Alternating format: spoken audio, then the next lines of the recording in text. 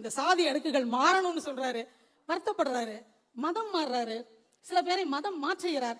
அவருக்கு தெரிந்த அன்றைய காலகட்டத்தில் இருக்கக்கூடிய அத்தனை எதிர்ப்புகளையும் அழகாக பதிவு செய்து கொண்டே வருகிறார். ஆனால் நான் ஒன்று சொன்ன, நீங்க யாரும் கோவிக்க கூடாது, அதுவும் சத்தியமான உண்மை. பாபா சாஹேப் அம்பேத்கரை விடையும் ஒரு படி உயர்ந்தவர் டாக்டர் தொல் திருமாவளவன்.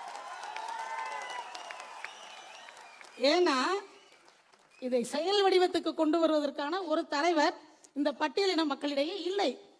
அவர் எழுதினார், யாரும் பேனா பறிச்சு போட்டிருக்க மாட்டாங்க, பேனா ஒடிச்சு போட்டிருக்க மாட்டாங்க, அவருடைய இன்டர்வியூ கெடுத்திருக்க மாட்டாங்க. இவர் களத்தில் இறங்கினார், உங்களை எல்லாம் சந்தித்தார், உங்களது பிரச்சனைகளை இன்று வரை தீர்த்து கொண்டிருக்கிறார். ஒரு நல்ல ஏசி ரூம்ல உட்காந்து பேசல. அதற்காக நான் அம்பேத்கரை குறைத்து மதிப்பிடவில்லை.